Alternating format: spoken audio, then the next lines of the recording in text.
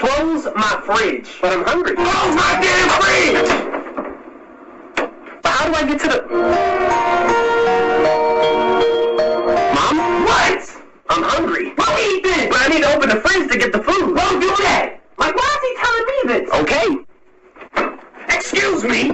What, you need to get through? My electricity blows the fridge! But you just said it owns it! Okay, you know what? I'm done! What are you doing? Yeah, I'm gonna just go out and pick something up to eat. All that food in the fridge and you about to go out to eat? You won't let me go in the fridge! Now why would I not let you go in the fridge? Like, how dumb do you sound? Just grab what you need. How do I grab what I need out the fridge? Well, I don't know what's in it. You won't let me look. Oh, I'm sorry. I deeply apologize. My voice. I didn't mean no harm. Yeah, you don't want these problems. I don't want those problems. Now go! Yes, ma'am.